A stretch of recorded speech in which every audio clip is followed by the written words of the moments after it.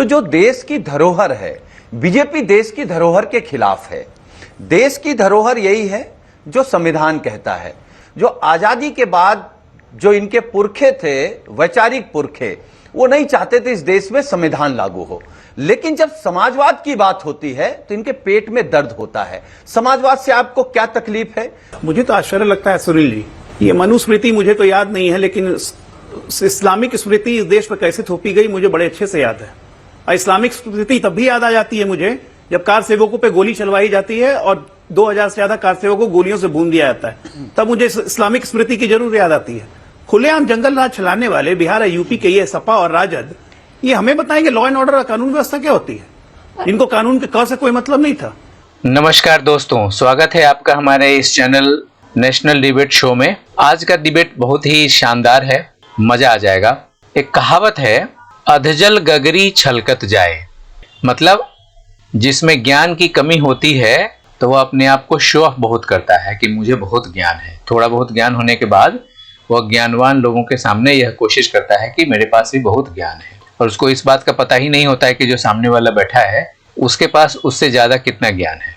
तो इसी तरह का एक समाजवादी पार्टी के नेता हैं जो होली पे तकरार होने की वजह से समाजवाद का पाठ पढ़ा रहे थे। मनुस्मृति की बात करने लगे, धरोहर की बात करने लगे कि बीजेपी धरोहर, देश की धरोहर के खिलाफ काम करती है। सपा नेता को इस बात का अंदाजा नहीं है कि जो सामने बैठा हुआ है बीजेपी नेता अजय आलोक, उनकी 2 मिनट में बखिया उखेड़ दी। सपा नेता सुनील सिंह राजन होली खेलने पर ज्ञान दे रहे थे, तभी अजय आलोक जी ने सपा नेता सुनील सिंह साजन को एकदम समाजवाद पे ऐसा निचोड़ा कि औंधे मुंह गिर गए। आइए इस वीडियो का मजा लेते हैं, कैसे अजय आलोक जी ने समाजवाद का पाठ पढ़ाने वाले सुनील सिंह राजन को सीधे सीधे पेल दिया। सुनील जी, देखिए, बड़ा सवाल यह है कि ऐसी तमाम जगह जहां पर खास तौर पर सेंसिटिविटी इस वक्त बहुत ज्यादा है, वहां पर मतलब होली में अक्सर हमने देखा है लोग बलून रंग भर के, और बलून भी पीछे से फेंक देते हैं, रंग भी मारते हैं, लोग जी खोल के अपने अलग अलग तरीके से खेलते हैं। ऐसे में अगर प्रिकॉशनरी एहतियातन तरीके पर यह कहा जा रहा है कि जिसको लगता है कि रंग से परहेज है वो घर में रहे, तो इसमें क्या गलत है? अगर हम इसको डायरेक्टली पुलिसिंग पीओवी से देखें, पॉइंट ऑफ व्यू से देखें। देखिए अंजना जी, ये सुझाव नहीं दिया जा रहा है, ये बात नहीं बताई जा रही है, इस पे सियासत हो रही है। और जब भी आप भारतीय जनता पार्टी के एजेंडे को, उनकी सोच को, उनकी नियति को समझेंगे तो जो देश की धरोहर है, बीजेपी देश की धरोहर के खिलाफ है। देश की धरोहर यही है जो संविधान कहता है कि सबकी इज्जत है, सब आपस में है, हिंदू मुस्लिम सिख ईसाई सब एक दूसरे के त्योहार में जाते हैं, एक दूसरे की मदद करते हैं, एक दूसरे के साथ त्योहार मनाते हैं। उस संविधान के, दरअसल बात क्या है, मैं बीजेपी के प्रवक्ता को अभी सुन रहा था, ये उस शाखा या उस विचारधारा से आते हैं जो आजादी के बाद जो इनके पुरखे थे, वैचारिक पुरखे, वो नहीं चाहते थे इस देश में संविधान लागू हो। ये मनुस्मृति के पक्ष वाले लोग हैं।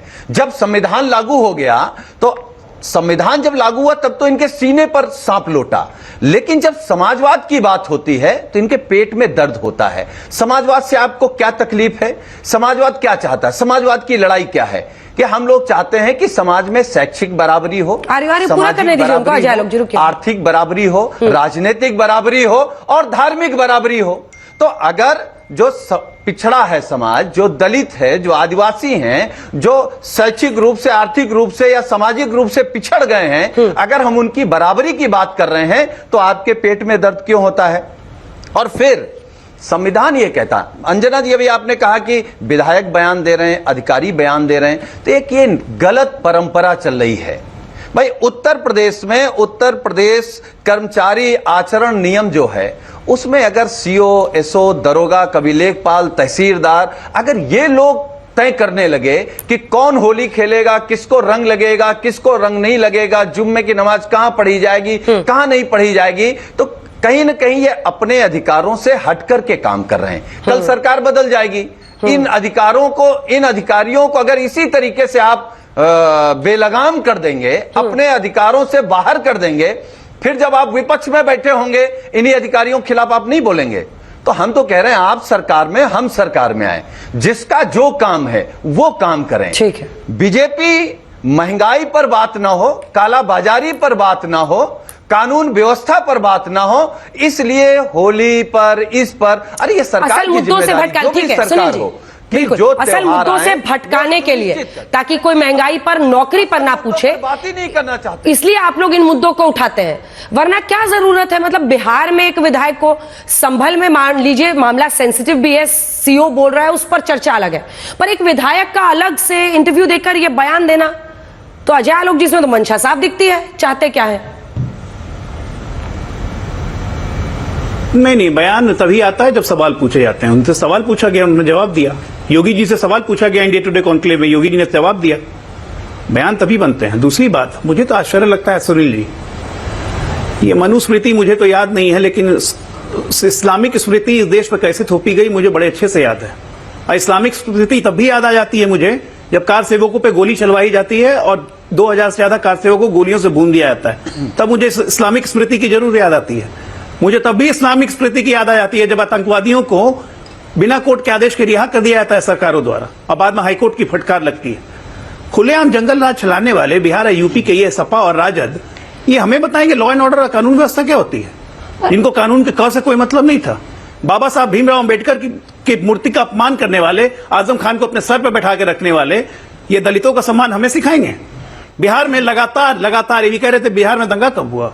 बिहार में जनसंहार की लाइन लगी हुई थी लालू राज में, लाइन, चाहे लक्ष्मणपुर बात हो, चाहे बिगा हो, चाहे कोई हो, नरसंहार की लाइन लगाने वाले हमें बताएंगे सामाजिक सौहार्द क्या होता है। आश्चर्य है।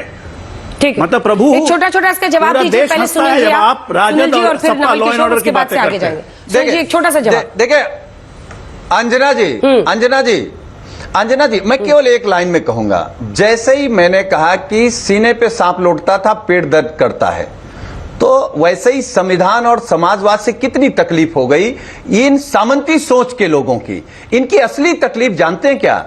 ये नहीं चाहते हैं पिछड़ा, दलित, अल्पसंख्यक या महिलाएं या आदिवासी भी तरक्की करें। इनकी सोच सामंती सोच है।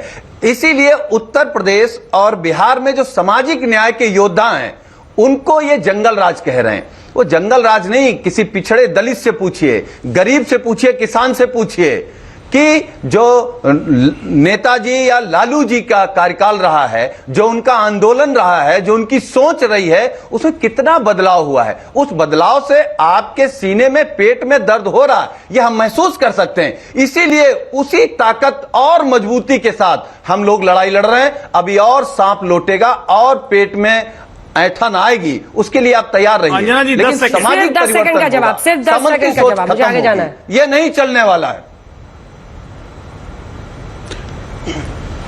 राम मनोहर लोहिया, स्वर्गीय राम मनोहर लोहिया जी और जयप्रकाश नारायण आज जीवित होते ना, तो खून के आंसू रो रहे होते कि समाजवाद को परिवारवाद कैसे बना दिया। कब समाजवाद परिवारवाद में बदल गया, जिसके दो साक्षात नमूने मेरे सामने बैठे हुए हैं। 5 MP यादव, एक ही परिवार, एक ही परिवार के 6 व्यक्ति राजनीति में, एक ही परिवार, सत्ता हमेशा एक ही परिवार। ये है इनका समाजवाद। वाह साहब वाह, क्या समाजवाद है। आपने किसका अपोज किया था? द्रौपदी मुर्मू का राष्ट्रपति पद आदिवासी महिला थी ना, क्यों विरोध किया था आप लोगों ने? पहली आदिवासी महिला राष्ट्रपति बनने जा रही थी, क्यों विरोध किया आपने?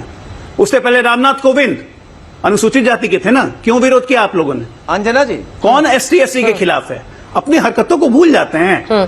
तो मेमोरी रिफ्रेश करवाना पड़ता है ना मुझे बार बार। वो कह रहे समाजवाद, लेकिन जेपी और लोहिया की आत्मा तो आज खून के आंसू रो रही होगी। परिवार प्राइवेट लिमिटेड।